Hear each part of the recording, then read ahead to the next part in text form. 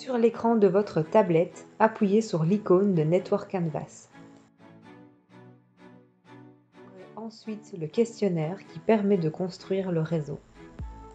Avant d'en construire la carte, nous demandons au patient ce qu'il pense de son réseau. Est-il satisfait du soutien qu'il reçoit de son entourage? Se sent-il suffisamment entouré? Et est-ce que la communication entre les membres de son réseau lui convient? Première étape, établir la liste des personnes qui aident le patient. Aider le patient à identifier les personnes qui le soutiennent actuellement et ajoutez-les dans le réseau en cliquant sur l'icône en bas à droite. Le patient renseigne plusieurs informations sur cette personne. Il commence par donner son nom. Dans notre exemple, la personne s'appelle Emeline. Il est également possible de renseigner un groupe qui a une fonction soutenante. Il précise si la personne est un professionnel de santé ou un proche et le rôle de cette personne pour lui.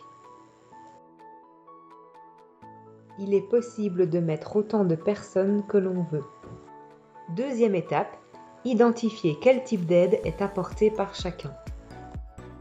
Le patient peut déplacer la personne vers la droite pour indiquer qu'elle lui apporte de l'aide dans le domaine identifié.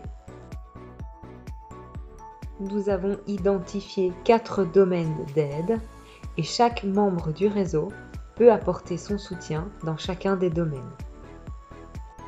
Troisième étape, la force de la relation. Dans cette étape, les 4 cercles de couleurs représentent les 4 domaines d'aide identifiés à la question précédente. Il est possible de rectifier sa réponse.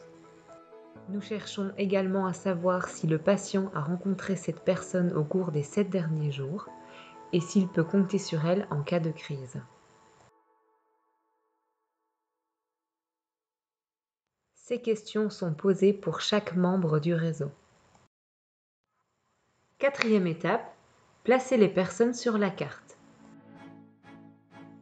Le patient est représenté au centre de la cible. Il y a 4 cercles différents qui représentent 4 niveaux d'importance. Les personnes peuvent être placées une par une sur les différents cercles. Plus la personne est placée proche du patient, plus son aide est importante pour lui.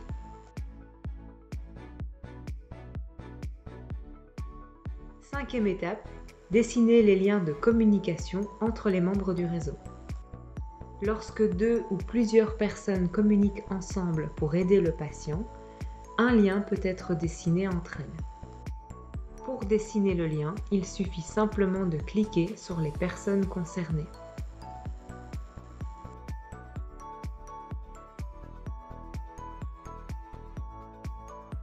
À la fin de cette étape, le patient a terminé de réaliser la carte de son réseau de support social. Maintenant qu'il en a la carte sous les yeux, que pense le patient de son réseau? Nous reposons les 3 mêmes questions qu'en début d'entretien.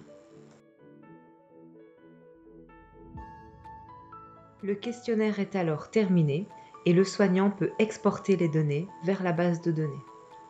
Le questionnaire complété est aussi enregistré dans l'application. Le soignant peut toujours le consulter ou le supprimer s'il le souhaite.